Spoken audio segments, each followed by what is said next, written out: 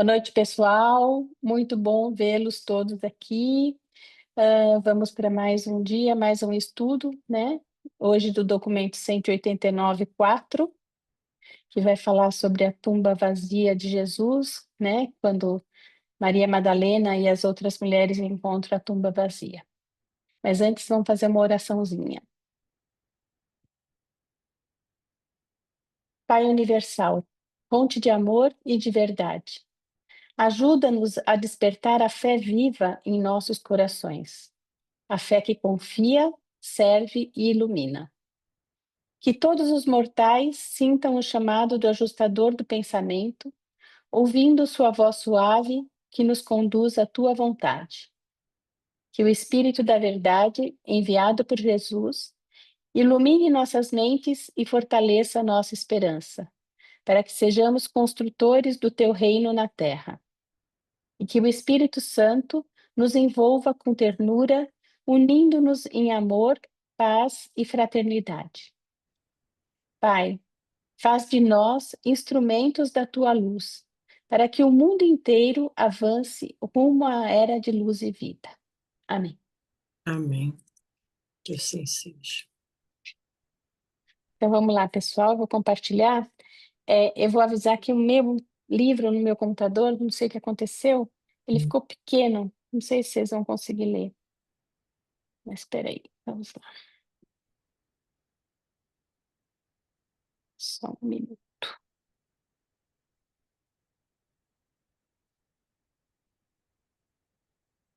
Não tô conseguindo nem.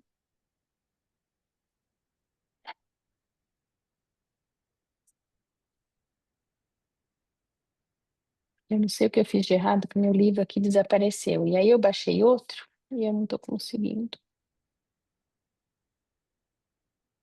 Não dá para tentar pelo site? Acho que. Peraí, vamos ver. Só não sei. Vocês conseguem ler? Ou está Sim, muito pequeno? Consegue? não, tá bem. Uhum. Tem alguém que quer começar lendo? Posso ler? Então pode, Egli, obrigada. 4. A descoberta da tumba vazia.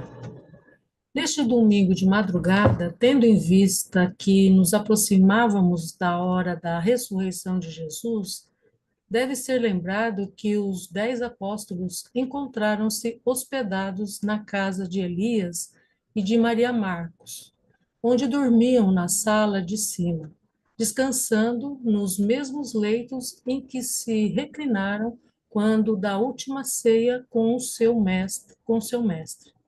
Nesse domingo pela manhã, estavam todos reunidos lá, exceto Tomé.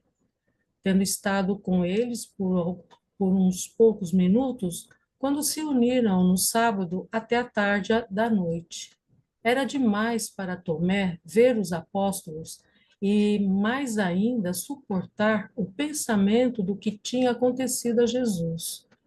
Ele deu uma olhada nos seus companheiros e imediatamente deixou a sala, indo para a casa de Simão em Betfagé, onde contava poder afundar-se no abismo da própria tristeza a sós.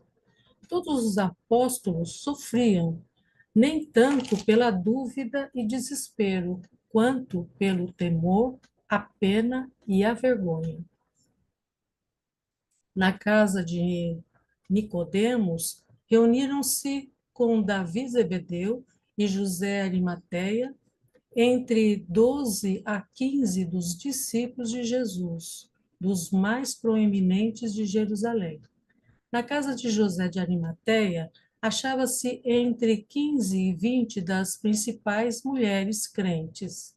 E essas mulheres encontravam-se na casa de José, sozinhas, e como haviam estado juntas durante as horas do dia de sábado e na noite seguinte, permaneciam sem saber o da guarda militar de vigia do sepulcro, e tampouco sabiam que uma segunda pedra havia sido rolada na frente da tumba, nem que ambas as pedras tinham sido colocadas sob o selo de Pilatos.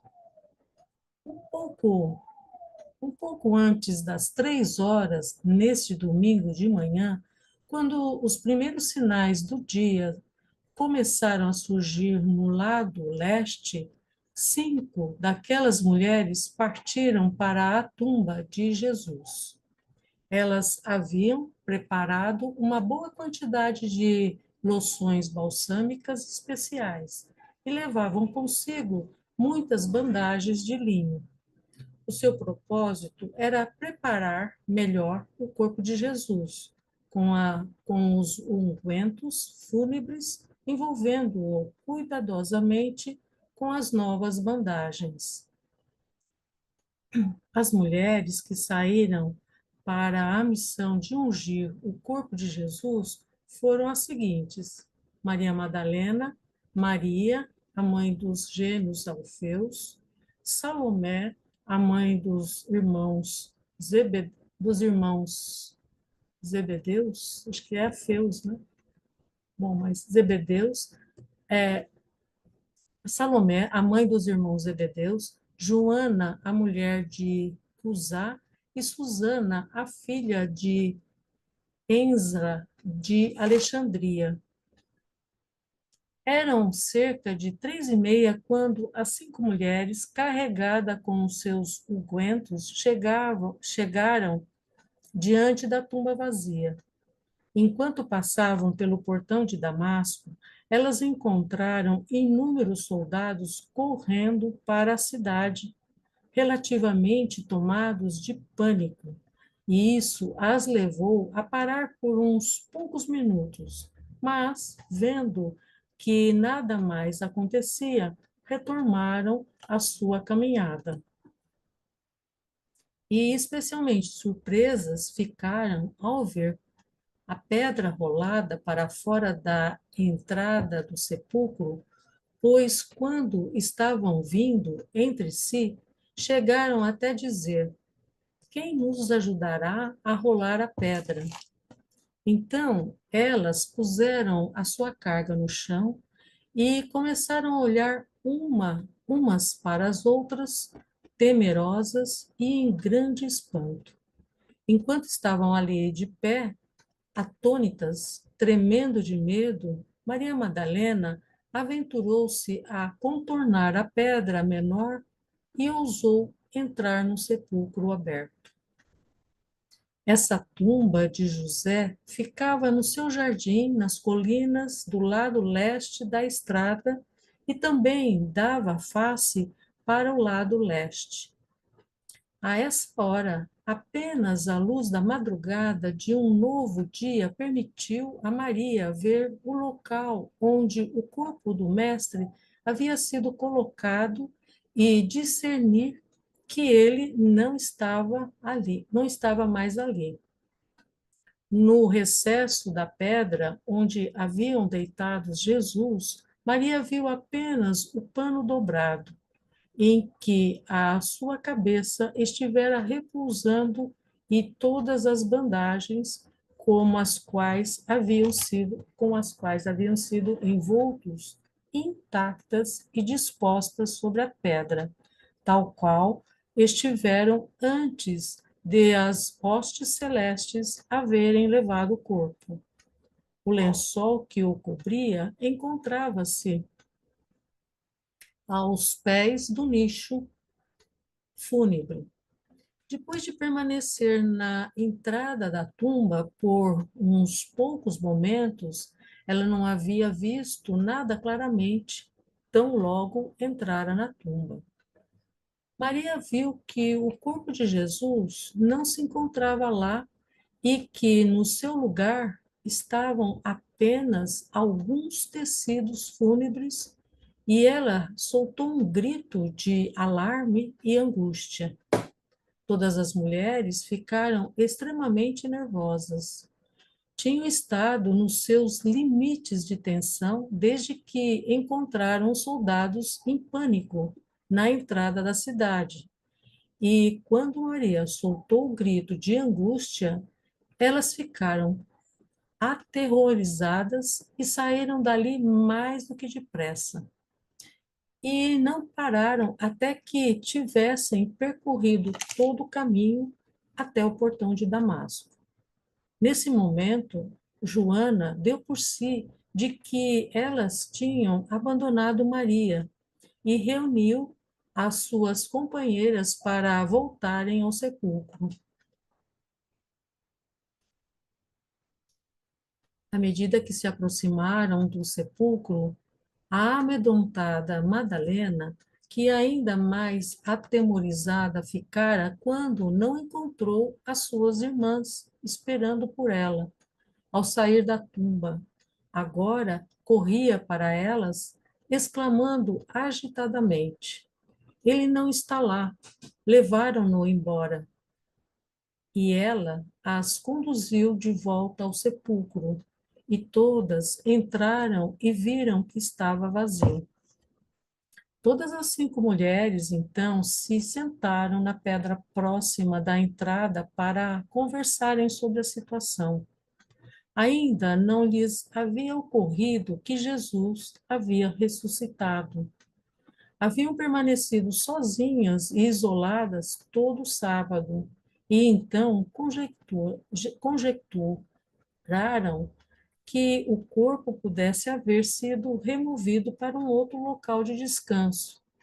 Mas, quando elas refletiram sobre tal solução para o seu dilema, não conseguiram explicação para o fato de os tecidos funerais estarem tão arrumados como poderia o corpo ter sido removido, já que as próprias bandagens nas quais estivera envolto tinham sido deixadas na mesma posição e aparentemente intactas na prateleira mortuária. Enquanto essas mulheres estavam sentadas ali, durante aqueles momentos da madrugada desse novo dia, elas viram a um canto um vulto estranho, calado e imóvel. Por um momento, ficaram de novo amedrontadas. Mas Maria Madalena, correndo até lá e dirigindo-se a ele como se fosse o jardineiro, disse: Para onde tu levaste o mestre? Onde o puseram? Dize-nos, para que possamos ir buscá-lo. Quando o estranho não respondeu a Maria, ela começou a chorar. Então Jesus falou a elas, dizendo: A quem procurais?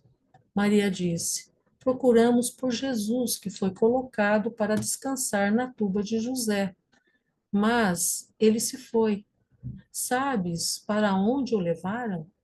Então Jesus disse: E esse Jesus não vos disse, na Galileia mesmo, que morreria, mas que se levantaria novamente?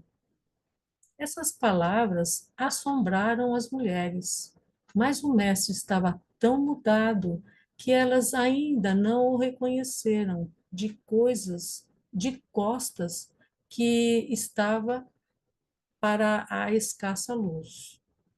E enquanto elas pesavam as suas palavras, ele dirigiu-se a Madalena com uma voz familiar, dizendo: Maria. E quando então ouviu essa palavra, dita com uma compaixão tão bem conhecida e em saudação afetuosa, ela soube que era a voz do Mestre e, correndo, ajoelhou-se aos seus pés e, ao mesmo tempo em que exclamava: Meu Senhor e meu Mestre, e todas as outras mulheres reconheceram que era o Mestre que estava diante delas na forma glorificada e depressa se ajoelharam diante dele. Esses olhos humanos tornaram-se capazes de ver a forma moroncial de Jesus mediante a ministração especial dos transformadores e das criaturas intermediárias em conjunção com algumas das personagens que então acompanhavam Jesus. Quando Maria tentou abraçar seus pés, Jesus disse: Não me toques, Maria, pois eu não sou mais como tu me conhecestes na carne. Nesta forma, eu permanecerei convosco por uma temporada, antes de ascender ao Pai. Mas agora, ide, todas vós, e dizei aos meus apóstolos e a Pedro que eu ressuscitei e que vós já falastes comigo. Após recuperarem-se do choque de um tal assombro, essas mulheres apressaram-se de volta à cidade, indo para a casa de Elias Marcos, onde contaram aos 10 apóstolos tudo o que lhe havia acontecido. Mas os apóstolos não ficaram inclinados a acreditar nelas. A princípio, pensaram que as mulheres haviam tido uma visão, mas quando Maria Madalena repetiu as palavras com as quais Jesus tinha dirigido-se a elas, e quando Pedro ouviu o seu nome ser pronunciado, ele correu para fora da sala de cima, seguido por João, em uma grande pressa para chegar ao sepulcro e ver essas coisas por si próprio.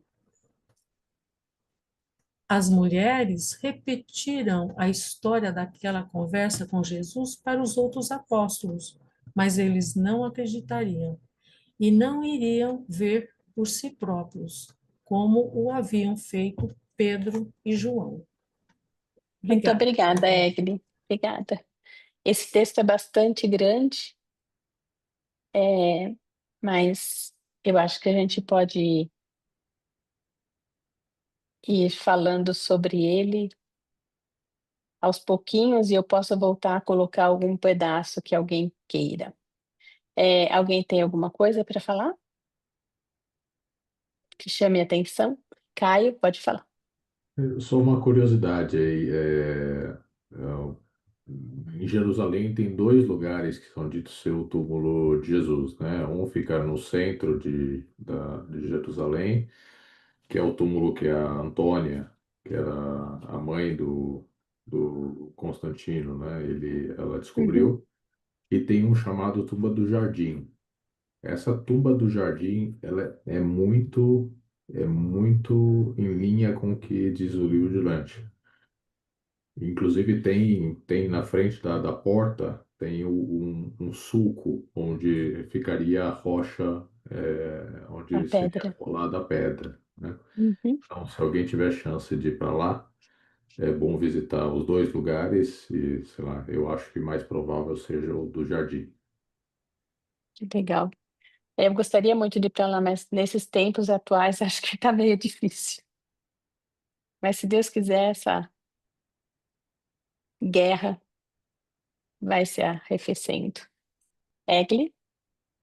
Eu queria comentar assim, a coragem dessas mulheres em plena madrugada e com todo esse medo, né, de tudo que tinha acontecido, os próprios discípulos, os apóstolos todos ali presos com os medos e tudo, e elas foram lá ousadamente aí a fazer o que elas queriam fazer e assim rompendo, né, o medo Uhum. paralisante e a fé e a confiança do que reporta, né, dentro de nós e a experiência incrível que elas tiveram de encontrar o Jesus ali ressuscitado. Então isso é muito muito especial assim essa essa presença feminina, né, o poder feminino assim de estar ali enfrentando madrugadas e medos e tudo, e mesmo assim,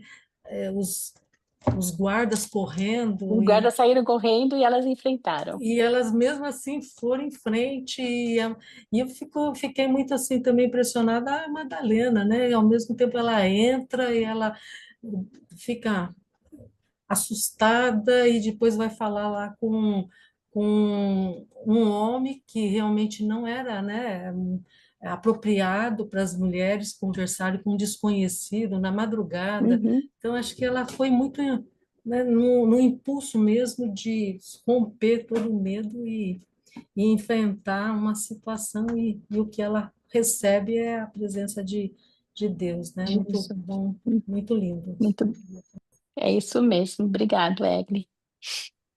Angélica, Boa noite a todos. boa noite. Assim, como eu nasci em Damasco, eu fico tão feliz quando tem as passagens que falam, né, de Damasco. E eu, assim, fico um pouquinho em dúvida. Eu sei que existe o portal, né, que eu cheguei a ver de perto, as portas de Damasco, mas, assim, eu queria saber exatamente onde Jesus nasceu, qual o local, a cidade, assim, né? E também queria falar que os apóstolos, a gente fala só do Tomé, né? Que precisou ver para crer, precisou pôr a mão nas chagas de Jesus, mas os apóstolos também, né? Pedro e outros precisaram ir lá para constatar, não acreditaram, né? No que Maria, Madalena e as outras falaram. Então, a maioria aí também é meio ver para crer, não é? É Então, verdade. estou curiosa assim de saber um pouco mais. Fico muito feliz de saber que Jesus passou lá nas minhas origens e os apóstolos todos, né? Isso me traz uma grande alegria.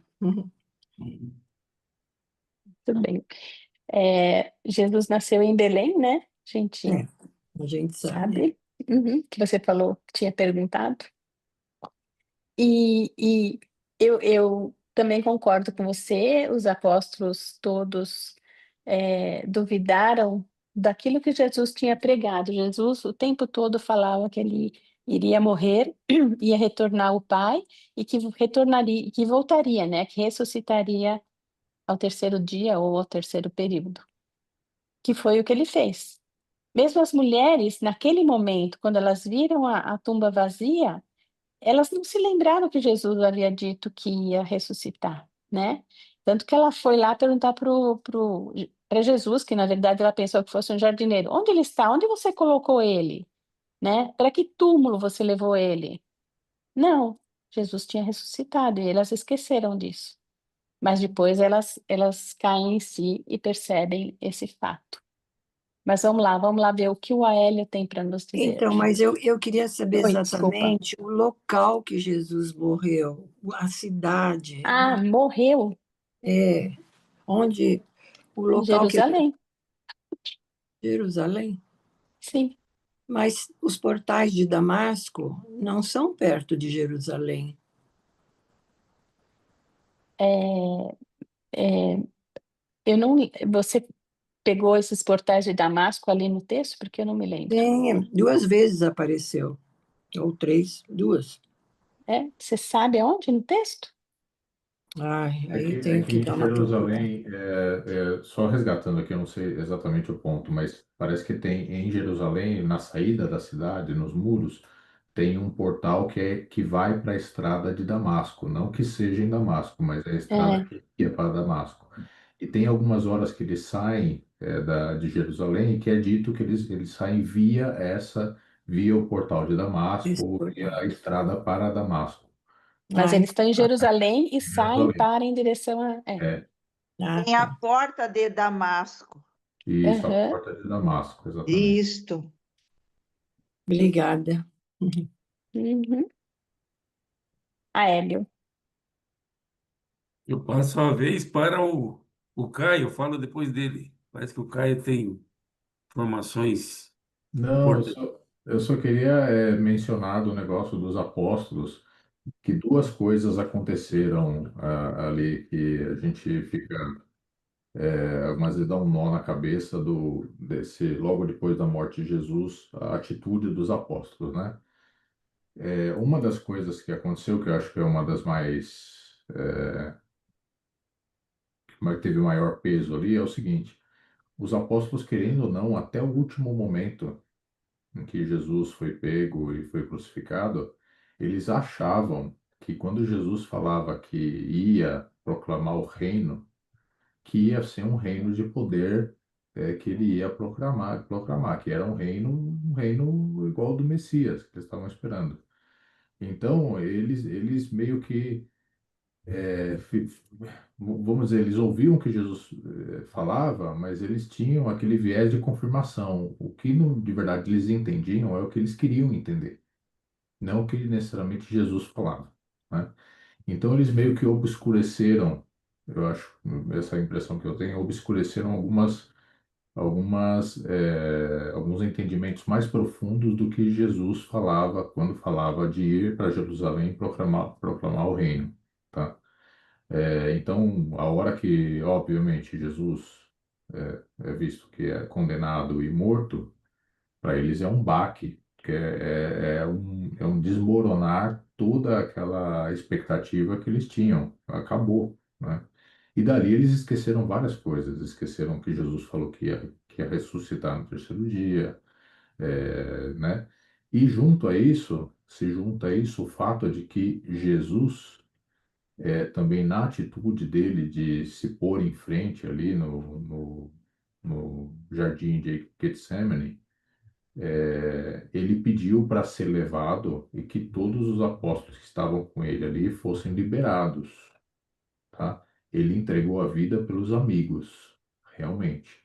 E ele tinha dado a instrução, para os apóstolos de não se exporem, porque aquele momento era um momento complicado e Jesus tinha o receio de que se eles fossem lá de um modo mais ativo se expor ou inclusive tentar defendê-lo, que eles também iriam acabar tendo a vida deles ceifadas por isso. Então eles tinham um medo que eu acho que estava mais além do que outras pessoas, talvez, do círculo, porque eles eram pessoas que eram, querendo ou não, também procuradas, né, ou pessoas de interesse naquele momento, né? Então, junta-se essas duas coisas, dá para entender um pouco melhor essa reação deles, que é meio estranha mesmo, mas é com base nessas coisas.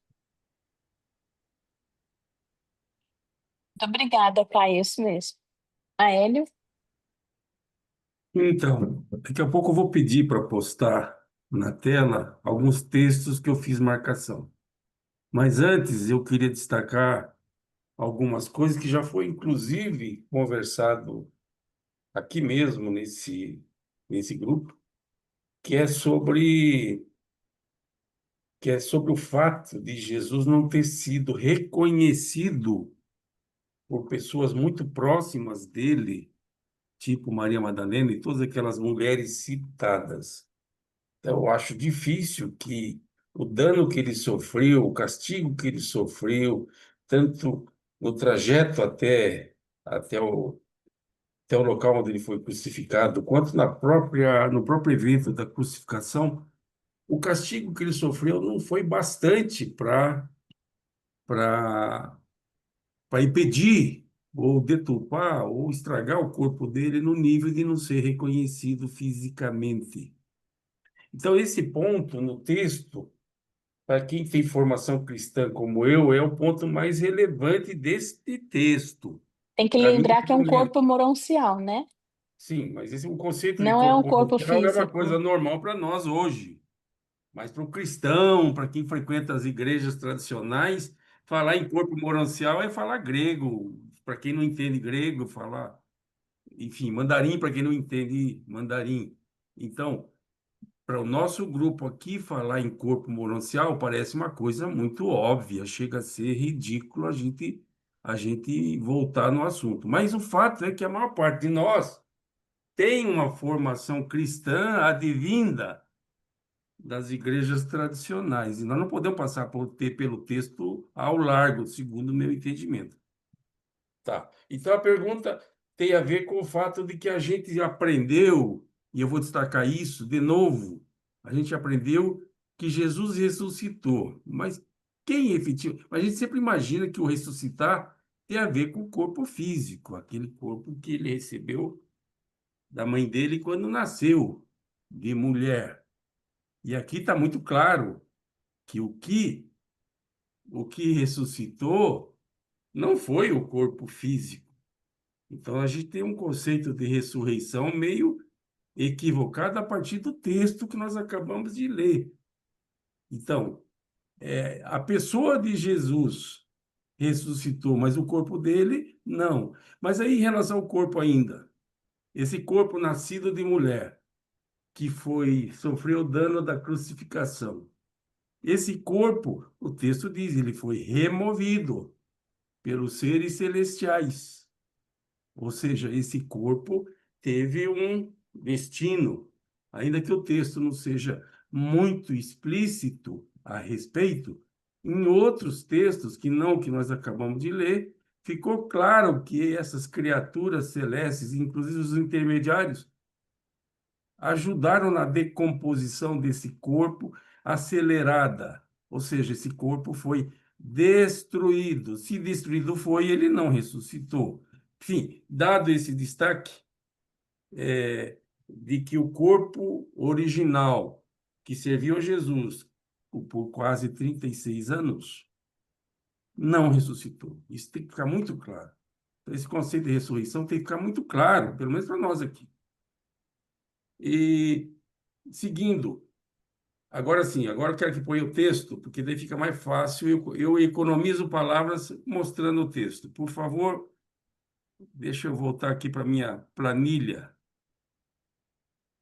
Vamos lá, por favor. O texto é muito longo, esse tópico, mas eu queria destacar vamos lá, o 9, o parágrafo 9, a última frase. Só um minutinho que meu livro sumiu e eu fiz um atalho aqui. 9, 184, 189, Ela aqui 49. no tópico 4, então vou citar só o parágrafo, que tem Uhum, a ver com o tópico 4. O 9. pode falar. Quer Então, que eu tá lá, a fale ou última você? frase. Eu vou ler e comento no fim. Aham. Mas quando elas refletiram sobre tal solução para o seu dilema, não conseguiram explicação para o fato de os tecidos funerais. Eu vou destacar tecidos funerais. ênfase no tecidos funerais estarem tão arrumados. Como poderia o corpo ter sido removido, já que as próprias bandagens nas quais estivera envolto tinham sido deixadas na mesma posição e aparentemente intactas na prateleira mortuária? Como eu pedi para dar destaque em tecidos funerais, existe, existe a crença que o tecido que envolveu o corpo de Jesus e que, por força da circunstância, acabou revelando a imagem de Jesus no próprio tecido. Esse tecido é um, é um. Qual é a palavra que se usa para algo que é especial? Santo sudário. O santo Relíquia. sudário. O santo sudário. O santo sudário, a rigor, é um desses tecidos funerais. Então, mas aqui não faz uma referência especial ao tecido chamado santo sudário, no sentido de que aquelas mulheres acharam relevante, acharam importante aquele tecido e o levaram para casa e o guardaram como algo especial. Aqui, por omissão, não faz nenhuma referência ao santo sudário, assumindo que essas vestes, esses tecidos, entre eles talvez estivesse o tal do santo sudário. Então, Muito apenas um boa destaque pela omissão. muito Perdão? boa essa colocação sua, Aélio, porque é uma dúvida minha também. Esses tecidos, então o corpo de Jesus foi desintegrado pelos seres celestiais, né? E os tecidos ficaram lá na forma que estavam quando Jesus estava envolto neles. Aí o que acontece depois a gente vai ver lá na frente, então já vou dar um spoiler. Os soldados romanos, para que não houvesse nenhuma coisa que pudesse deixar alguma dúvida de que Jesus tivesse sido roubado dali, eles destroem, eles jogam no fosso, eles somem com os tecidos. Então, realmente, o que que é o Santo Sudário? Porque se os soldados todos se desfizeram daqueles tecidos todos, né? Então, essa é uma dúvida minha também, que eu não sei Olha, você não responder. tem mais dúvida. Você não está querendo firmar a posição, mas não há dúvida nenhuma. Não, Você acabou de dizer que aqueles não, tecidos foram destruídos. E, de fato, sim, você tem razão, teu spoiler faz sentido. Mas como não está no texto, eu não gosto de trazer informação que não está no texto, porque eu acho, eu acho que tudo tem a sua hora. Mas voltando, você tem razão. Você não tem dúvida nenhuma, Sueli. Você acabou de dizer o que eu não, não disse. O que eu eu não não disse. tenho certeza de nada, na verdade. Não, Pode pelo amor de Deus, continuar. o livro está claro e você colocou claramente. A menos que os reveladores queiram nos enganar. Não, Ou, eles não fazem efetivamente, isso. perdão? Eles não fazem isso. Eu também acho, mas enfim, o Santo Sudário é uma farsa, mas tudo bem, aí é uma conclusão fácil de chegar. Mas se vocês Com força ouvissem as palestras sobre o Santo Sudário, eu não sei, não teriam muita dúvida de que de ele que é falso ou existe, de que é verdadeiro. de que é verdadeiro. Pois eu vou mandar para você um monte de informação e você vai ficar com mais dúvidas. São certezas que, que naquele tempo aquele tipo de tecido nem não existia. Mas enfim, a trama não é a mesma, mas é outra história. Não está no texto e eu estou É, tá aproveitando o certo. texto para colocar em dúvida maior, porque se era uma relíquia, por que as mulheres não o guardaram? Por que as mulheres não o preservaram? Por que essas mulheres perderam a posse desse tecido? Mas voltando, esse não é o tema, é apenas um destaque. Por favor, coloca o 11.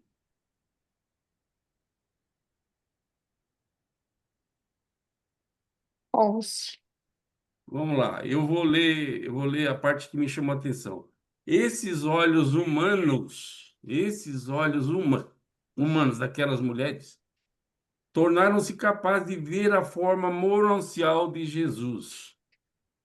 Aí eu pergunto, escute, a forma moroncial é física ou é um holograma? Nós sabemos, por outros textos, eu não estou querendo colocar outros textos aqui, que a forma moroncial é diferente, é física, sim, física, diferente da forma que todos nós, do corpo que todos nós temos, mas é físico. Moroncial quer dizer, é físico, mas é um físico diferente, com a natureza, uma textura diferente, mas físico. Aí, a minha dúvida, por que, se é físico, precisaria que esses olhos fossem treinados para enxergar o que é físico? É apenas para não perder o mau costume de trazer dúvidas. Obrigado. Obrigada. Então, a gente sabe que uma trama moroncial é uma trama física e espiritual, é um meio caminho entre o físico e espiritual. E por isso que Jesus estava nessa trama moroncial, e elas começaram a perceber que era Jesus quando Jesus fala com ela do mesmo jeito que ele falou sempre. Então, elas reconhecem a personalidade, né, de Jesus, e não a forma. Mas então, vamos lá. Lilian? Então, acho que foi na semana passada que nós lemos a parte em que Jesus é retirado da tumba pelos, pelos seres pelos anjos, Celestiais. Uhum, pelos seres celestiais. Então, ele é retirado da tumba, para o corpo dele ser daí, ter aquele processo, né, que eles fariam para a dissolução do corpo. Então, eles tiraram Jesus e deixaram as bandagens lá, né? E essas bandagens eram as bandagens que cobriam o corpo, depois tinha uma outra que ia por cima, um lençol que ia por cima dessas uhum, bandagens, e é esse lençol que vem a história do sudário, né? É por causa desse lençol. E depois tem o lençol que cobria a cabeça também, tinha um pano que cobria a cabeça. Mas mas o que que acontece? Se eles tiraram o corpo de Jesus antes de fazer o processo de aceleração, então não passou pelo pano o processo, né? Que a gente desconfiava que esse processo, eu sempre achei que esse processo tinha sido feito dentro da tumba, e não foi feito, foi feito fora. Esse processo, os anjos tiraram Jesus da tumba, tanto que tiveram que rolar a pedra, né? Então, essa história do Santo Sudário daí não bate, porque a gente pensa, a não ser que tenha ficado a energia de Jesus ali naquela, no pano, né, antes de dele ser retirado da tumba. E o interessante é que eles dobraram os panos tudo certinho e colocaram ali, né, para mostrar que não tinha sido roubado, porque se fosse roubar, ia com a roupa e tudo, ia com as bandagens e tudo, né? Então, acho que para mostrar ali que eles não iam roubar. Interessante isso. Muito bem, Lilian. Eu estou tentando achar texto, mas então eu vou deixar o Caio falar e depois eu vou te Qual responder. texto, Sussu, que está tentando Eu ler? estou tentando esse texto que você falou, que ele foi retirado, na Ah, verdade, está no 189,2 fala o seguinte: o sepulcro de José estava vazio, não porque o corpo de Jesus haja se recuperado ou ressuscitado, mas porque as hostes celestes tiveram o seu pedido concedido, o pedido de dar a ele uma dissolução especial e única, um retorno ao pó, isso. sem a intervenção das demoras do tempo e sem a operação dos processos ordinários e visíveis de decadência mortal e decomposição material. Os restos mortais de Jesus passaram pelo mesmo processo natural de desintegração que os outros corpos, tarará, exceto pelo ponto de vista do tempo. Mas não era isso que eu queria. Então, é o 2,4, Sussu. É o dois Dois, quatro. quatro. É Um, 139, dois, 2,4. três, quatro. Enquanto eles se preparavam para remover o corpo de Jesus do sepulcro, antes de dispor dele de um modo preparatório, de modo a dar-lhe uma dissolução quase instantânea, condigna e de modo reverente, foi designado às criaturas secundárias de Urântia que rolassem as pedras, afastando-as da entrada da tumba. A maior dessas duas pedras era circular e imensa, muito semelhante a uma roda de moinho, que se movia num sulco marcado na rocha, de um modo tal que podia ser rolada para frente e para trás, a fim de abrir e fechar a tumba. Quando os guardas judeus vigilantes e os soldados romanos viram, sob a luz escassa da madrugada, a imensa pedra começar a rolar, saindo da entrada do sepulcro, aparentemente por si mesma, sem quaisquer meios visíveis a explicar esse fato, eles foram tomados pelo medo e pelo pânico e correram, abandonando depressa o local. Então, ali Ah, no ah, ah, começo. ah. É no começo ali que fala que eles tiveram que rolar a pedra para retirar o. É verdade. Até eu tinha perguntado nos grupos por que que tinha que rolar a pedra. Porque eles poderiam Uhum. ter feito o trabalho lá dentro mesmo. Por que Não, que os não, seres celestiais não podiam é, desintegrar o corpo de Jesus lá? é porque era o corpo material, né? Era o corpo material de Jesus, ele não ia passar pela pedra. Não, mas se fosse desintegrado dentro da tumba, ele Pois ia é, eles, virar pó. verdade, eles poderiam ter Não feito isso. precisava Essa- rolar a pedra. É, Eu acho que mas foi eles, só para que as pessoas, que nós e os aham. discípulos, apóstolos, todos soubessem que Jesus havia ressuscitado. Só por isso, porque não faz É, eu, sentido.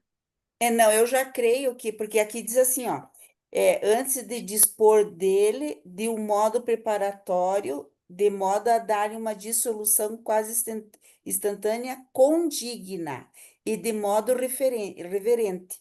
E eles acharam que eles fizeram isso, eles fizeram uma cerimônia, Sussu, para fazer isso, em um lugar especial, ó, Pode ser, mas não está escrito em condigna. lugar nenhum isso. Isso é uma coisa que a gente Não está né? escrito, Não mas está escrito.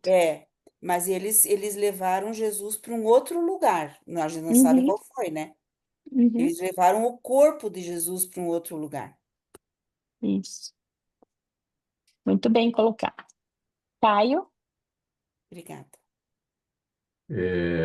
Vamos lá dos fatos aí, tá?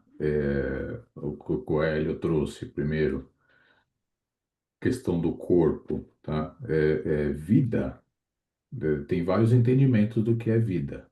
Se você fala que vida é o teu corpo e o teu corpo animado, realmente a ressurreição seria a volta do teu corpo. Mas você não é o seu corpo. Seu corpo é parte de você. Você é muito mais do que o seu corpo, né? Então, você voltar à vida, você precisa estar necessariamente no teu corpo. Você pode estar num corpo novo, que é o que Jesus fez, né? Outra coisa, é dito que o corpo moroncial de primeiro nível, que foi esse de ressuscitação, ele é muito parecido com o nosso. Com diferente, fala em outro pedaço lá do livro, com a diferença de que não tem sangue circulando, nem tem órgãos sexuais, né? Mas de fora isso, ele é muito parecido com o nosso e ele está levemente acima da linha de visão humana, tá? Vocês vão ver a parte de matéria lá, vocês vão ver que muitas vezes os níveis de realidade do universo são feitos com diferenças de velocidades das matérias-primas do universo. Então eles falam que, inclusive, a matéria que a gente está aqui é uma matéria muito desacelerada, né?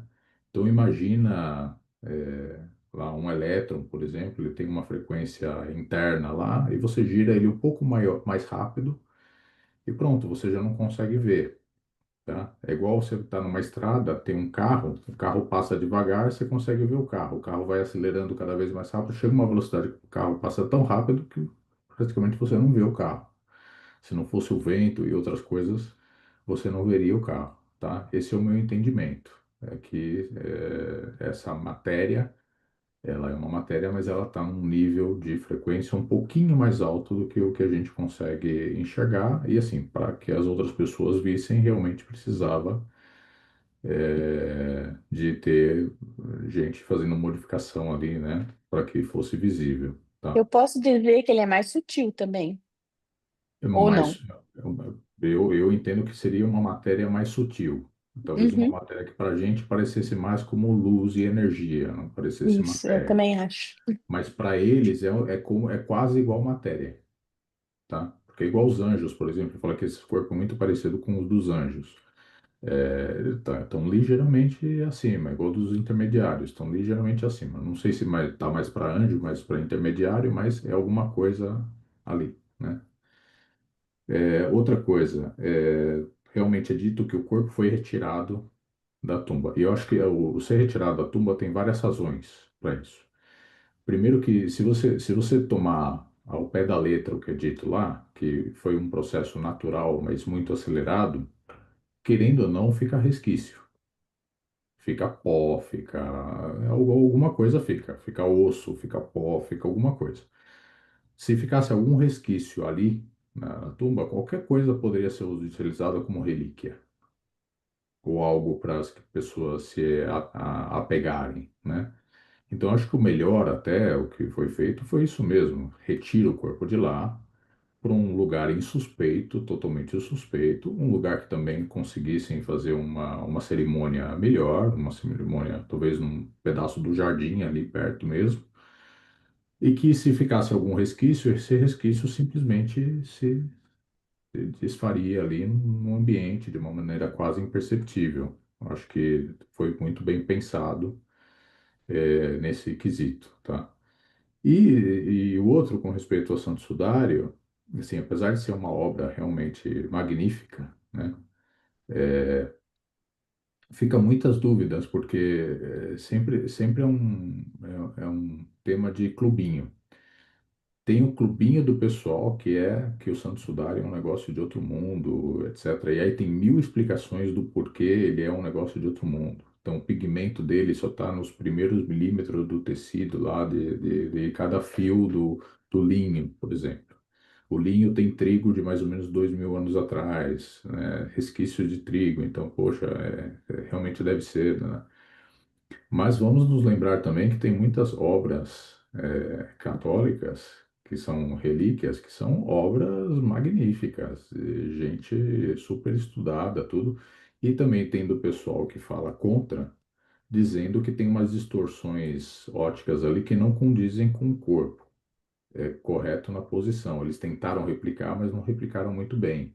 Então, se você fizer um modelo 3D, não é necessariamente tá correto as proporções ali com altura e etc. Então, sim, eu tive lá no México, vi aquele tecido de Guadalupe que tem lá né, na Catedral de Guadalupe, que o pessoal fala que é milagroso, que é um tecido de malíssima qualidade, que tinha né, apareceu a imagem da Nossa Senhora, e que um tecido daquele não duraria os quantos anos que tem o tecido, e nem a tinta duraria os quantos anos que tem o tecido. Mas a Igreja Católica tinha um restaurador desse tecido, que ficou restaurando esse tecido por anos, né?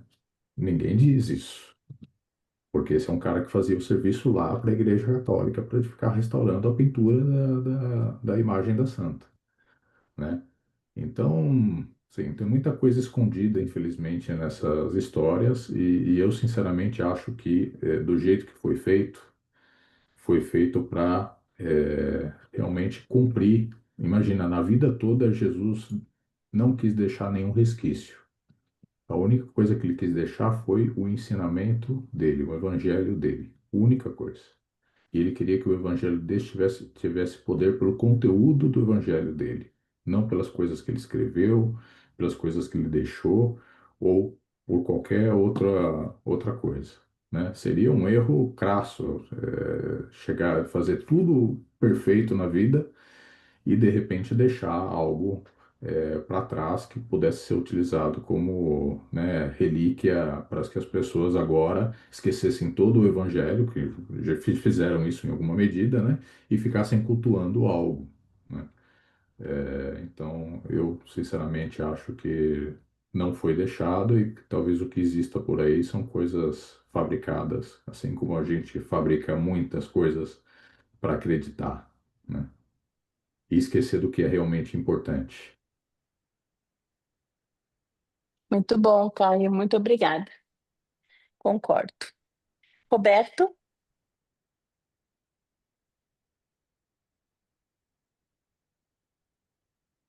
Boa noite, pessoal. Boa noite, Sueli. Olha, Boa noite. eu quero reforçar esse entendimento do Aéreo, depois do Caio, de que o corpo moroncial ele é físico também. Então, se vocês estudarem o documento 42, quando ele fala dos sistemas universais de energia, eles usam, os reveladores usam a palavra físico para 7 sistemas de energia, não apenas essa energia da Terra que eu chamo gravita material.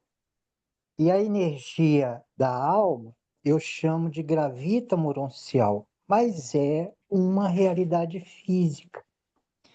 E a triata do universo central é física, a transnota do paraíso é física, até a monota dos ajustadores é uma energia física. E quando os reveladores falam do universo central, eles dizem textualmente o seguinte: as realidades do mundo espirituais são físicas, são reais. Agora, eu entendo que as devotas de Jesus, elas não reconheceram ele, está aí no parágrafo 11 desse tópico 4 do documento 189, quando diz assim, ó, esses olhos humanos tornaram-se capazes de ver a forma moroncial de Jesus mediante a ministração especial dos transformadores e das criaturas intermediárias, em conjunção com algumas personalidades moronciais que então acompanhavam Jesus. Aí eu concluo que a forma moroncial de Jesus, além de ser uma matéria diferente, ainda tinha transformação dos supervisores do poder moroncial. Tudo isso eu acho que é suficiente para explicar que as mulheres não reconhecessem o corpo de Jesus. Muito bom, Roberto, muito obrigada. Aélio? Eu não gosto de trazer muita informação de outros documentos, nem os que nós já vimos, nem os que faltam ver. Muito embora esse grupo está quase no fim. 189 em 196 está quase no fim. Mas, enfim, foi mencionado aqui e eu não queria deixar passar sem fazer um comentário. Nós vimos que Caligástia teve 100 assessores, 50 homens e 50 mulheres. E esses 50 homens e 50 mulheres receberam um corpo físico. Corpo físico. É verdade que usaram plasma humano na composição desse corpo, mas eles não sofreram o processo de nascer criança, se desenvolver, nem chegarem adulto. Esse processo foi feito e eles já assumiram a forma adulta. Ainda que o livro seja omisso com relação ao tempo que levou para fazer isso, o fato é que eles receberam um corpo físico que tinha utilidade física. Mas o destaque tem a ver com esse corpo físico poder procriar. Nós sabemos que Nod procriou e outros também procriaram. Ou seja, era um corpo com aparelho reprodutivo completo, digestivo, completo, completo, completo. Aí nós chegamos em Adão e Eva. Eu estou pulando, mas apenas para destacar esse aspecto. É um ponto. Adão e Eva igualmente receberam um corpo físico. E Adão e Eva não trouxeram seus corpos lá de cima, eles receberam um corpo aqui. Não nasceram de mulher, crianças e cresceram. Eles nasceram adultos. E esse corpo físico também tinha aparelho reprodutivo completo, digestivo e todo o resto, completo. No final eu dou o fechamento, só estou apenas colocando o destaque. Eles procriavam. E a ideia era essa mesmo, procriar para elevação biológica. Pois muito bem. Mas lá em cima, em Jerusalém, eles também tinham corpos físicos. E lá em cima eles também procriavam. Não eram os corpos que eles tinham aqui em Urântia, mas eles também procriavam. Ou seja, esse tipo de corpo, se a gente chamar de corpo moroncial, ou a gente cria uma categoria especial, o corpo nascido de mulher versus o corpo moroncial versus alguma coisa, né, nisso que o livro não é muito explícito. Mas, enfim, Adão e Eva tinham corpos físicos completos e eles acasalavam entre si. Aí nós temos uma outra experiência. Eu estou querendo conectar com o assunto Jesus, com o corpo moroncial, quer dizer, não estou divorciando, eu quero conectar. Que outro experimento, que outra experiência o livro de Urântia relata relacionado a corpo físico? Eu sei que vocês sabem, eu só estou aqui provocando. Melquisedeque, Maquiventa Melquisedeque. Viveu 92 anos entre nós. Quando ele chegou com corpo físico já maduro. Não tem referência se ele procriava ou não, mas enfim. Provavelmente ele não teve filhos, ele com certeza não teve filhos, mas enfim. Provavelmente ele tinha um aparelho reprodutivo completo. Se ele não procurou, é porque não quis. Mas, enfim, apenas para dizer que o corpo morancial necessariamente não vem isento da completude. Pelo menos eu não entendi assim. Eu já ouvi falar muito sobre isso aqui mesmo, ou em outros fóruns urantianos, mas está muito mais no nível da especulação do que propriamente da informação. Dito isso, agradeço a oportunidade. Obrigado. Obrigada, Hélio. Lilian? Então, eu fiquei com relação aos seres celestiais não deixarem nada na tumba, né? Se eles não quisessem deixar nada, eles não deixariam também os panos, as vestes mortuárias. Achei estranho eles deixarem as vestes mortuárias. Não sei se eles tinham essa preocupação de não deixar nada, né? E, e depois eu fiquei pensando também, porque, bom, o manto que Jesus foi sorteado, né? Então não era aquele manto. E- Então o tecido só podia ser o tecido que cobria Jesus, o do lençol, né? o, o provável, vamos dizer assim, o provável santo sudário, né? Que a gente não sabe se ele não tem tanto valor, porque que a igreja guarda, né? Guarda lá as 7 chaves, só é mostrado muito de vez em quando. E quanto ao manto, até o Caio falou sobre o manto de Guadalupe e disse uma coisa que eu não sabia, que eu não desconhecia, até fiquei que ele tinha sido restaurado, né? Eu nunca tinha ouvido falar, Caio, que ele tinha sido restaurado. Daí eu fiquei curiosa, eu fui correndo para IA, né? Fui correndo para o Google, fui correndo para IA. E lá diz que não foi restaurado, que ele nunca foi restaurado.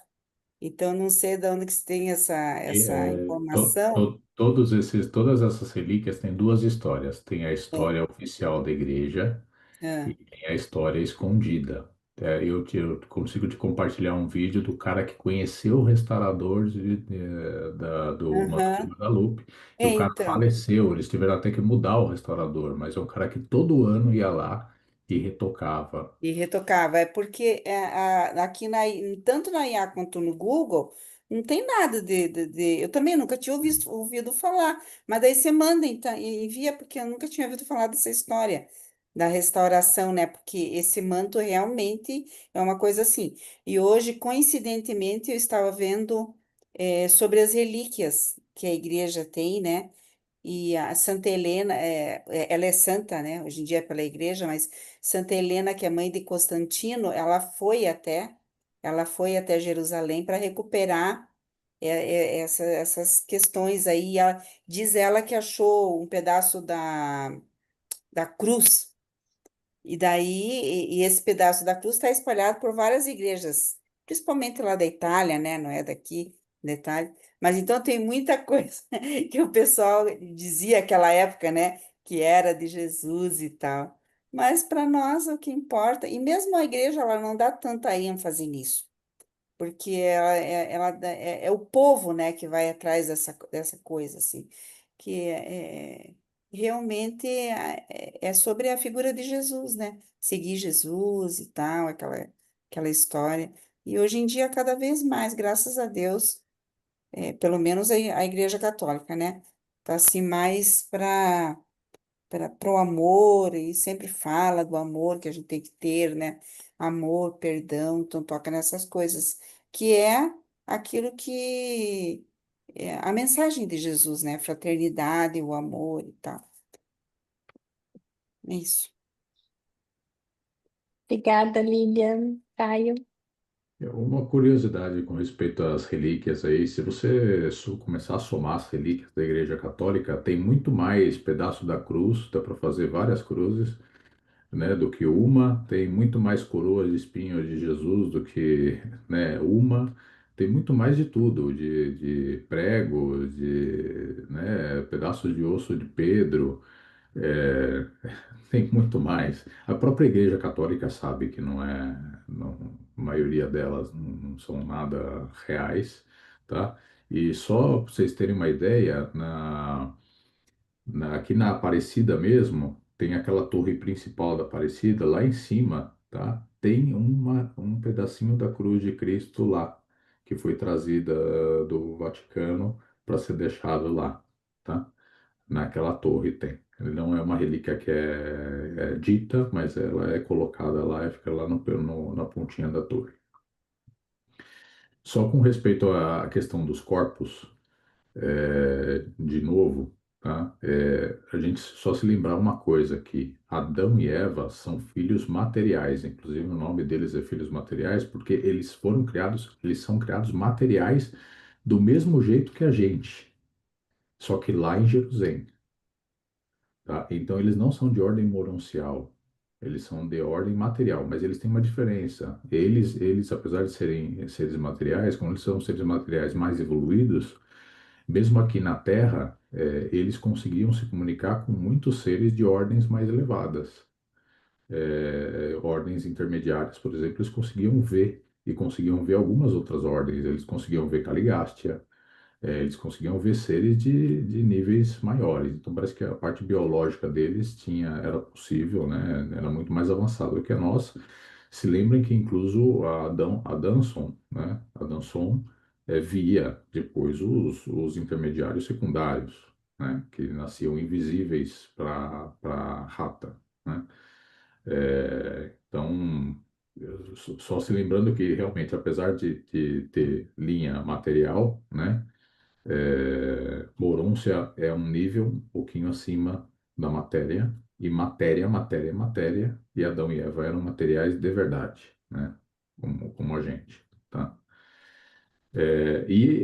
A única coisa que parece que o corpo moroncial tem mais parecido com o material é que é dito aqui no documento 47 que o corpo moroncial ele usa de uma ordem de alimentos e água. E água, que eu entendo, é a mesma água que a gente usa, tá?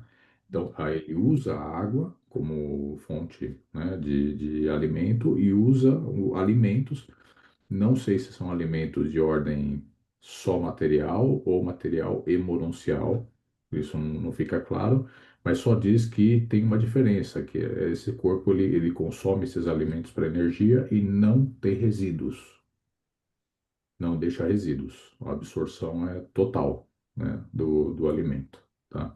Então, realmente é uma coisa diferente. Talvez para a gente, realmente, o dia que a gente estiver lá vai ser tão material quanto isso, né, que a gente tem aqui hoje, mas para a gente é um nível acima do que a gente está.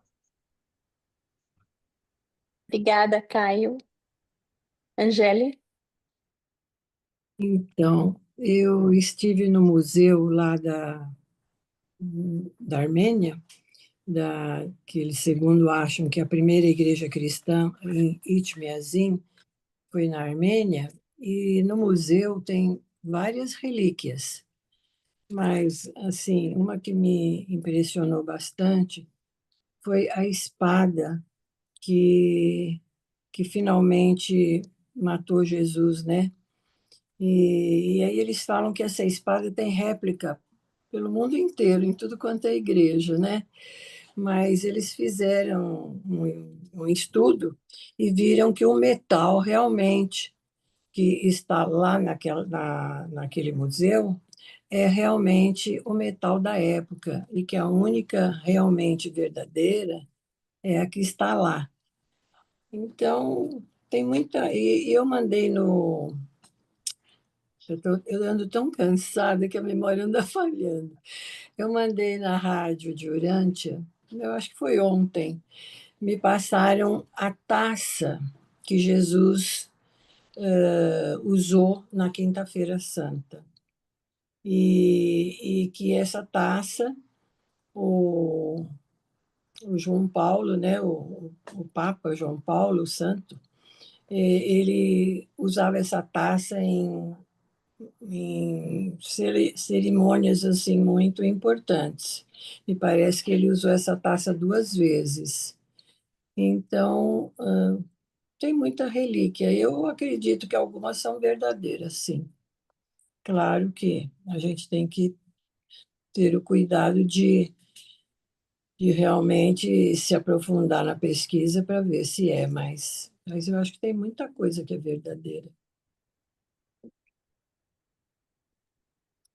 Obrigada, Angélica. Nada. Aélio? Então, Jesus não foi morto por espada. Não houve espada Não, no não, princípio. não Não, pode não, ser que não perfeito. está no livro, né? Está no livro como ele foi morto. Está na Bíblia como ele foi morto. Não foi morto por espada. Mas, enfim, se aparecer uma espada nessa história, tá inventaram. Eu vou Mas, te enfim, contar, então. Encontraram Termina de o falar, eu vento te dele conto. com uma espada. Parece que É uma os lança. soldados Foi uma é lança. uma lança, Pelo É lança. Longino. lança, é verdade, é Pelo lança. Longinos. Um soldado chamado É, mas Longinos. era tipo uma espada. Não, uma Não tem lança. tipo. Lança é Lança Era lança, tipo espada é espada. espada. Aqui já estão criando muita, tem muita criatividade. Mas, enfim, esse é o primeiro ponto. O outro que você falou foi sobre espada, e o outro que você falou foi A sobre taça. taça, que eles chamam de Santo Graal. Esse Santo Graal já tem, nossa, já tem muita coisa, mas muita coisa a respeito de Santo Graal. A maioria pensa assim: como é que um povo, ou como é que um bando de pessoas pobres, naquelas circunstâncias, iam ter a taça de rico? Podia se imaginar uma taça simplória, simplesinha. O que tinha de É especial era o verdade. fato de ter sido usado por Jesus, por aquele grupo. E aí já apareceu taças assim monumentais, com metais nobres. Enfim, Pedras tudo isso está preciosas. tá no nível da especulação, tanto para validar quanto para invalidar. Mas eu me inscrevi por outro motivo. A Bíblia ensina que na rebelião de Lúcifer, ele e todo um terço de todos os anjos, toda a sua corte, foram mandados para a terra. Nós já sabemos que o livro de Urântia contraria tudo, muitas coisas da Bíblia, uma delas é esta. Mas, enfim, só para seguir a lógica. Uma parte desses anjos se encantou com a beleza das mulheres. Eles ficaram encantadíssimos. Eles acharam o máximo as mulheres. Nossa Senhora, eu até consigo entender. Eu também, se fosse anjo, ia ficar encantado. Mas, enfim. E gostaram tanto que acasalaram com elas. E esse acasalar com elas gerou os nefilins. Muito bem. Por que eu estou chamando a atenção? Ora, se eles acasalaram e tiveram descendência, prole, é óbvio que tinha o aparelho reprodutor completo. Mas apenas para complicar, não é para não é para esclarecer, eu só quero complicar. Obrigado. Você é bem-sucedido. Obrigada. Henrique,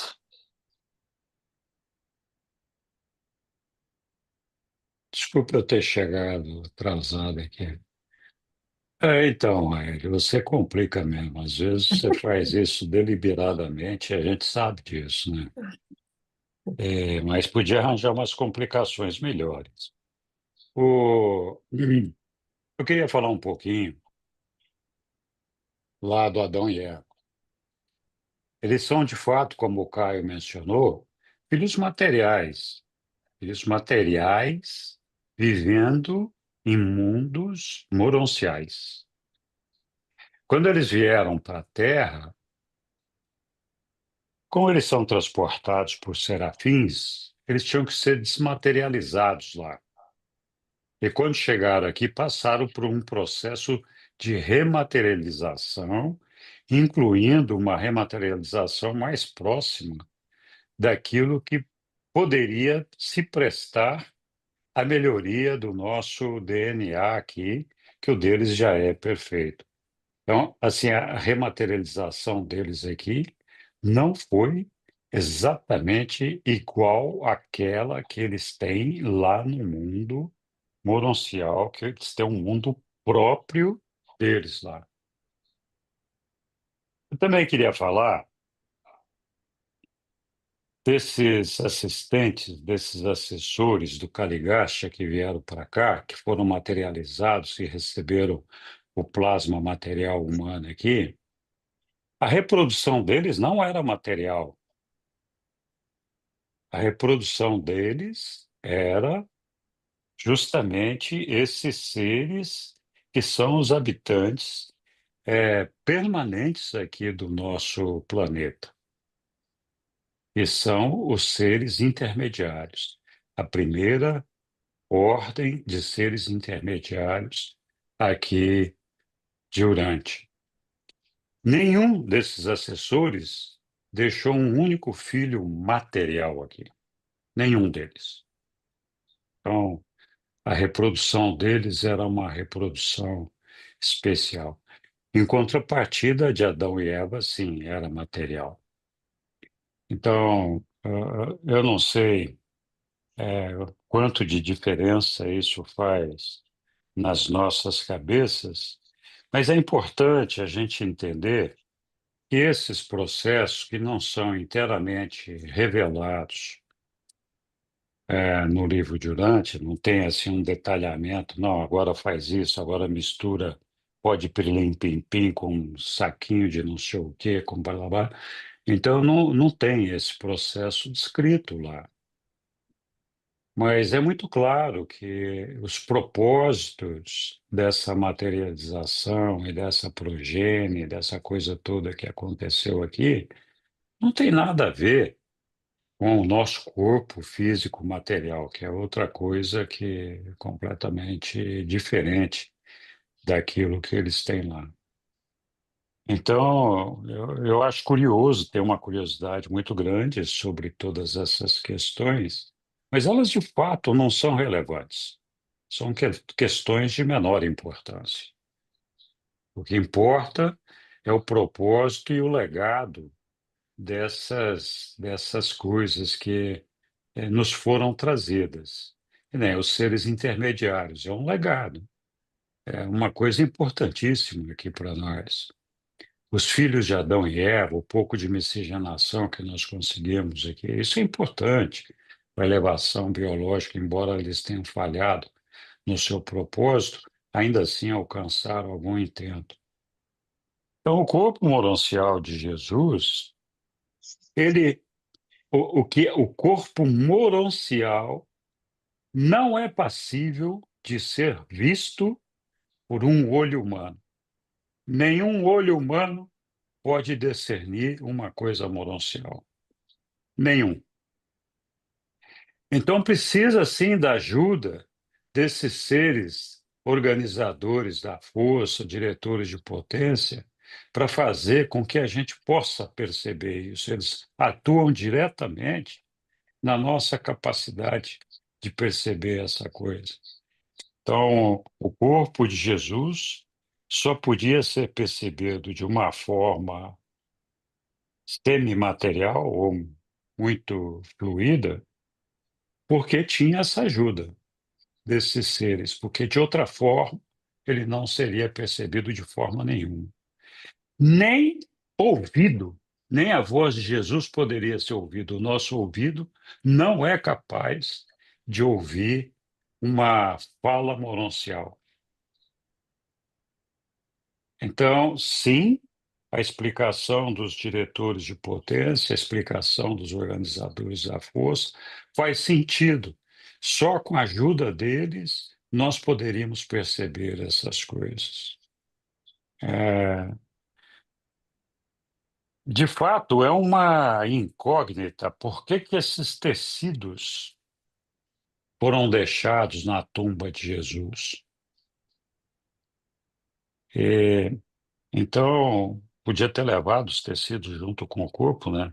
Fico imaginando, é lógico, seres celestiais têm as suas habilidades, seus poderes, as suas coisas, mas transportar o corpo de Jesus pelado, coitado, né? Foi, foi para algum lugar lá que eu não sei aonde e deixaram ele sem as roupinhas que estava lá no túmulo, né? Então, esse, de fato, é uma coisa misteriosa. Por que ficou esse espaninho lá? Não faz sentido isso daí. Mas a gente pode ficar aqui especulando a próxima semana e essa daqui inteira e nós não vamos chegar em conclusão nenhuma disso daí. Porque, de fato, apesar da curiosidade que isso possa despertar, não tem significado nenhum. Zero significado, né? Na minha opinião. Posso estar enganado.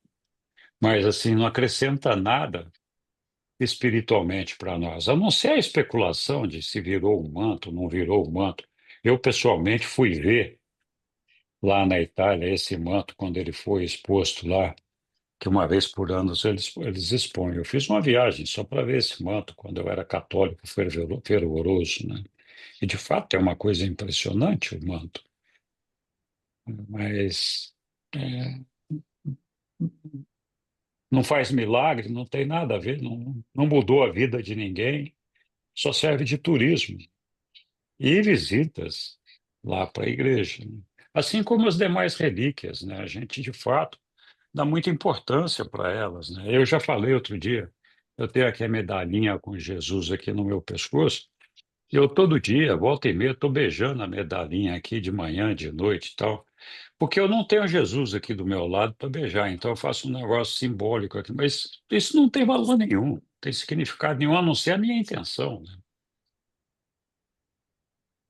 Então, é, eu estava aqui ouvindo todas essas conversas e falando, olha, é impressionante como a curiosidade humana se desenvolve em torno desses temas, né? A gente, de fato, tem uma curiosidade muito grande por tudo isso daí. Mas, se a gente pensar bem, profundamente, pouco tem de ensinamento para nós nesses detalhes aí, a não ser o fato da gente estar conversando, discutindo e especulando a respeito deles e por isso mesmo estar pensando em Jesus e toda aquela coisa, né? Mas obrigado para todos vocês. Tá boa a discussão. Obrigada, Henrique. Lilian?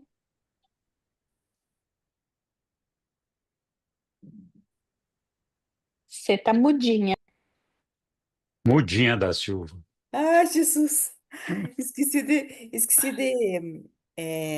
de comentar aquela hora que eu ia comentar sobre Damasco, que a Angélica comentou, achei legal ela colocar, é o portão de Damasco, realmente a Eliane falou, né? Eu não sabia que existia um portão na cidade de Jerusalém, porque ela era toda murada, né? Um dos portões se chama ainda, né, de Damasco, porque ele pega a estrada, é o começo da estrada para Damasco, porque Damasco mesmo fica a 200 e poucos quilômetros de Jerusalém, né? Estava vendo ali no Google. Então, quem não conhece, né, é a cor, ao vivo e a cores, é um portão, daí tem até um videozinho explicando lá, vou mandar para você, Angélica. É legal, Verdade. É um legal portal depois. bem grande. É um Um portão, portal bem bem grandão. grande. É bem grande Lindo a mesmo. entrada. E foi ali que as São Paulo mulheres se Apóstolo, né? depararam com os guardas, né, correndo para dentro da cidade e elas saindo para ver o que aconteceu ali. E parece que era pertinho ali do portal, né? Parece que era perto desse portal de Damasco, o A túmulo, tumba. né? Uhum, Uma dica para ver onde que ficava. Obrigada. isso. Obrigada, E Lília. São Paulo Apóstolo também, né? Se iluminou na entrada de Isso, na Damasco. estrada de Damasco. É. Uhum, isso mesmo. É, Bauman, boa noite.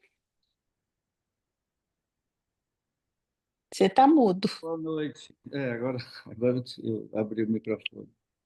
Boa noite. Boa Boa noite. noite. Vamos fazer uma ponderação em relação à nossa preocupação com os elementos externos dessa passagem de Jesus, né? Então, a gente fica muito ligado à parte fenomênica, né?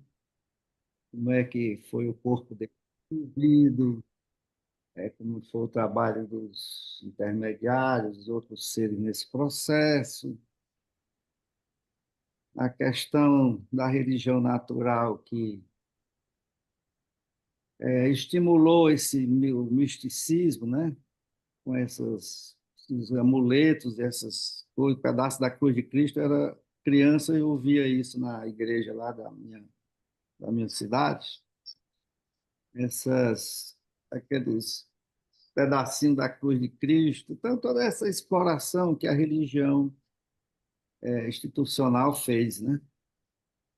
Mas nós temos uma dificuldade imensa de compreender que Jesus está dentro de nós, cada um de vocês, de mim, de todas as pessoas. E foi esse o grande legado da passagem dele, foi disseminar, universalizar a presença do ajustador e deixar dentro de nós uma energia auxiliar ao processo de sobrevivência humana. E, meu irmão, Jesus não precisa se beijar a sua cruz, não, está no seu pescoço, porque ele não está do seu lado. Ele está mais perto do que se estivesse do seu lado. Ele está dentro de você. Essa é o grande discernimento e conquista do homem na religião de Jesus. É por isso que eu não respeito religião nenhuma. Eu não tenho o menor respeito por religião nenhuma. É porque sempre encaminha o homem para uma linha enganadora, que tira o homem dessa realidade interior, que é a consequência da religião de Jesus. A gente perde um tempo, uma energia enorme, se divertindo com essa parte externa. A questão da religião cristã é porque ela é pessoal e interior. Você não precisa de absolutamente nada, nenhuma muleta para você se aproximar de Jesus ou da fração do Pai que nos criou, que está dentro da gente. Ou a gente entende isso, que é o que o livro diz de fia pavio, ou a gente vai passar o tempo todo iludido nessas coisas que não tem, como falou o Henrique, que não tem efeito nenhum sobre a qualidade da sua nova alma e o crescimento dela. Que é o que, afinal de contas, Jesus dentro de você vai lhe ajudar a desenvolver essa nova alma, que é uma conquista fruto do ensino do ajustador e da confirmação dele. As duas energias principais, entre outras, né, que auxilia o homem a ser um ser sobrevivente. Né? Então, a gente essa dificuldade é muito da influência das religiões institucionais, porque a gente se liga a tudo menos a esse fato, que é um fato poderosíssimo, né? Que é a presença dessas duas principais energias dentro do homem. Fora disso, é muita conversa e pouca realidade, né? Desculpe, é porque realmente eu compreendo, eu não estou falando disso porque, né, fazendo uma crítica generalizada, não, é fruto das minhas próprias dificuldades. Passei muito tempo, e a grande contribuição que o livro de Urântia trouxe para a minha vida foi exatamente essa compreensão das duas energias que estão dentro de nós. Nosso Criador está dentro. Tá lá na passagem do filho pródigo, ele correu para nos abraçar. Né? É uma parte, um elemento figurativo, né? Ele embarcou, está lá no livro Durante, ele embarcou com a gente nesse processo de evolução espiritual. Ele não pegou uma carona assim, disse, tá tudo bem, vamos ver aí como é que eu morri, ou como é que é isso, ou como é que é aquilo, nada disso. A questão nossa é compreender definitivamente e se dedicar a isso, que a energia de Jesus está dentro do homem, operando. É tanto que quando os apóstolos estavam com medo da morte dele, preocupados, ele perguntou, vocês não acham mesmo que é melhor eu ir embora? Porque eu vou poder ajudar vocês mais de perto, em outras palavras? Mas é porque ele estava dizendo que ia para dentro do indivíduo. Então, essa questão a gente tem que levar isso muito a sério, muito real, para poder a gente chegar a essas conclusões. Agora, uma coisa é certa: se você bate interessadamente, se são decisões interiores da sua vida, independente do que você faz, você vai ver. Ele vai abrir a porta.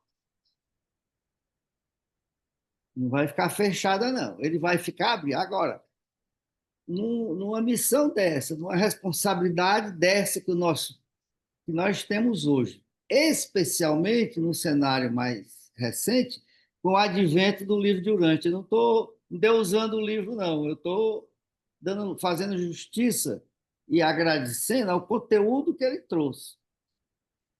Mas enquanto a gente tem o livro na mão, a gente está com um texto, um negócio tão primitivo, a gente está envolvido com o Papa, eu estava vendo o Papa na televisão com aquela roupa espalhafatosa, iludindo milhões de pessoas, como se a grandeza da religião de Jesus estivesse na beleza da roupa ou no esplendor do palácio, e a gente perdendo tempo conversando abobrinha.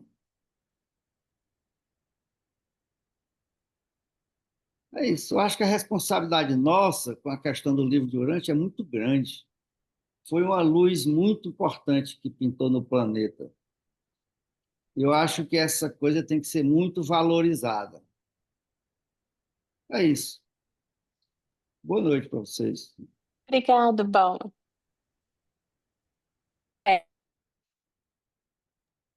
Aélio? Eu vou falar sem passar a palavra para a Angélica, porque eu já estou saindo da sala. Mas não queria deixar de sair antes de comentar a fala do Bauman. Eu confesso, Bauman, que eu aprecio muito esse tipo de fala que você nos trouxe hoje, porque é um conforto enorme, focar no que de fato é importante. É um conforto enorme. No entanto, todavia, entretanto, isso desafia a minha compreensão a partir da leitura do livro de Urântia, que diz que nós temos uma dádiva que habita a nossa mente chamada ajustador do pensamento, e que essa dádiva provém do Pai da Trindade. Nós temos também no aprendizado do livro de Urântia que Jesus, quando partiu, disse: eu deixarei o Espírito da Verdade para confortá-los e para instruí-los. Mas ele não disse que esse Espírito da Verdade estaria a exemplo do ajustador do pensamento habitando a nossa mente. Ele diria que estaria à nossa disposição e, sim, poderia ser acessado por todos que assim o desejassem. De resto, nós aprendemos que devemos dirigir preces e orações ao Pai, a Deus. Jesus ensinou isso, inclusive. Inclusive, ensinou que ele seria o intermediário, o portador dessas orações. Ele nos ajudaria a levar até o trono do Pai. Por essa lógica, e aqui o objetivo é esse, por essa lógica, nós não podemos.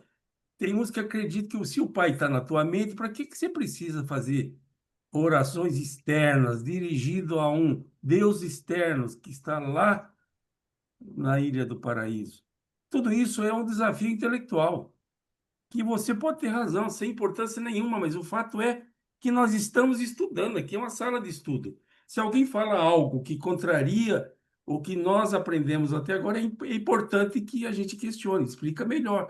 Please. Grato.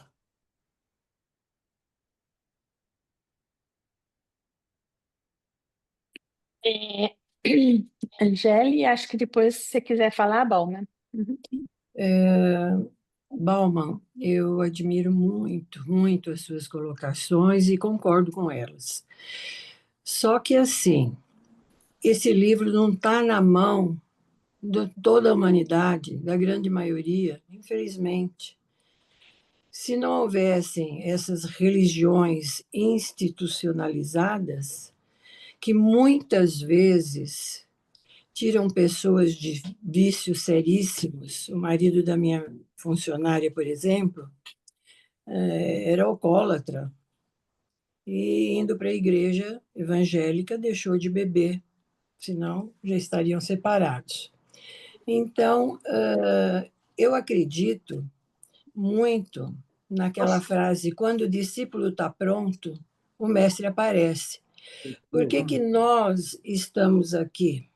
Porque vários estão buscando o livro de Urântia. É porque já tem uma certa bagagem, uma certa caminhada. Então, sempre aparece alguém, cada um tem a sua história, a gente sabe, já ouviu várias histórias, cada um tem a sua história de como chegou o livro de Urântia nas suas mãos. Mas se não houvesse essas igrejas todas, a humanidade estaria muito mais perdida, não é?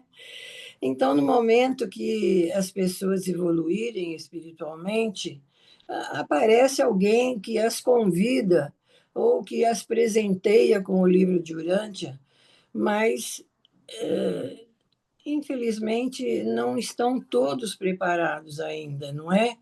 Nem todos são buscadores. Então, às vezes, essas igrejas que eles acabam frequentando ajudam muito na harmonia da família, na união do casal, na educação dos filhos, não é? Então, eu acho que há necessidade, sim, de ter essas igrejas.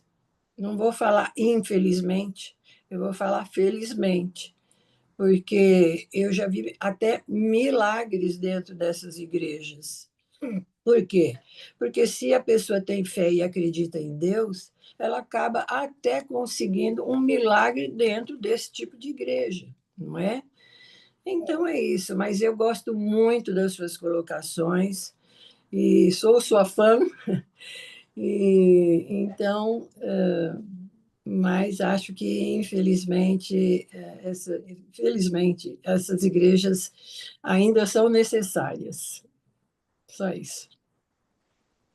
Obrigada, Angele. Bauman? É preciso esclarecer, no meu ponto de vista, que tudo que a Angélica falou está perfeito. Nós estamos falando de religiões que são institucionais e que elas se aperfeiçoam ao longo dos séculos. Elas vão se aperfeiçoando, elas vão. A Igreja Católica já matou muita gente, né? Saía mundo afora matando quem não fosse católico, né? As cruzadas foram exemplo disso, os templários foram exemplo disso e tal. Então a gente sabe que a Igreja Católica foi decidida num ambiente político para interesses políticos. Mas a humanidade precisa dela. Então ela vai crescendo, só que a humanidade precisa ter essa muleta, né? Enquanto ele não tem a oportunidade e quer encontrar uma rota que seja baseado na religião de Jesus. Verdadeira. Nem sempre aquele conteúdo que a igreja, nem sempre não, sempre o conteúdo moral e a conquista que a igreja institucionais tem, ela não tem efeito de sobrevivência humana. Ela aperfeiçoa, melhora a pessoa, né? Se ele seguir aqueles ditames da igreja e tal, mas ela não é um instrumento de sobrevivência. Quando a gente está falando num grupo como esse, nós temos que entender, isso é o meu ponto de vista, que nós somos pioneiros de um processo novo que foi estabelecido no planeta Urante a partir de 1955. Então, há um projeto novo a ser, e nós somos pioneiros disso. Agora, isso significa dizer que acrescenta também uma responsabilidade enorme sobre a nossa relação com a religião de Jesus. né? Nós estamos num projeto audacioso demais, ambicioso demais, no bom sentido, cosmicamente falando. Nós temos duas energias puras dentro de você, está Jesus dentro de você, está o Pai dentro de você,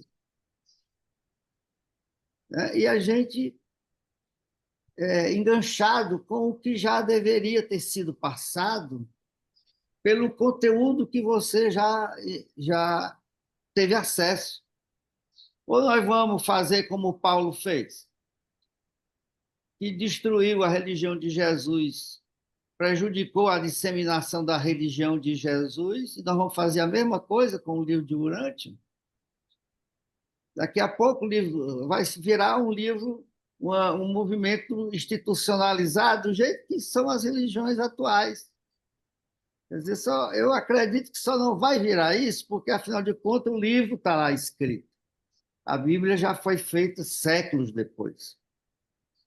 Então, os reveladores fizeram uma coisa que não tem nome, não estimula a vaidade de ninguém, né?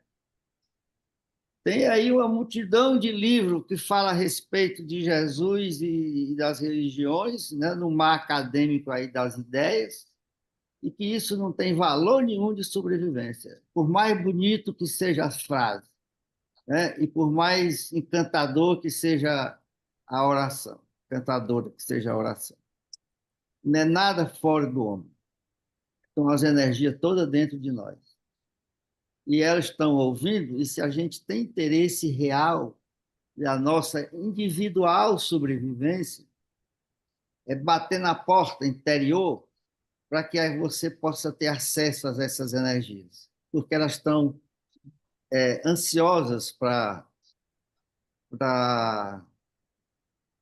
que você cresça espiritualmente, se torna pura como essas energias são. Então, toda essa conversa, e ainda mais, ainda tem a questão da afirmação intelectual. Por isso que ninguém gosta, ninguém tem muito interesse na religião de Jesus, porque ela não tem nada. E essa é a grande dificuldade. Você não precisa de muleta nenhuma, você não precisa de igreja, não precisa de oração. A oração é uma relação individual sua com o seu Pai dentro de você. Jesus, quando ensinou o Pai Nosso, ensinou para a família dele, que a família dele está enchendo o saco dele para ensinar para ele uma oração verbalizada, pelo atraso dela, família dele. Ele escreveu de carvão na mesa da casa, na sala da casa. Então, a religião de Jesus é uma religião pessoal e interior. Não precisa de absolutamente nada fora de você. E essa é a mensagem do livro de Urântia, que devagarinho nós vamos distorcendo, né? E ao longo dos séculos vai virar um conteúdo que vai ser muito bom, vai melhorar muitas pessoas, as pessoas vão ficar mais sensíveis, mais atenciosas e tal, mas a questão não é essa. A questão é desenvolver uma nova ser psicológico interior que não seja mais de fonte animal, de ancestralidade animal, nem de construção social humana, que seja um novo ser psicológico construído com o ensino do Pai dentro de você, que você vai perceber, e com a confirmação do trabalho de Jesus dentro de você. Acabou. O resto é a dificuldade nossa de entender isso. A gente começa a nossa reunião com oração.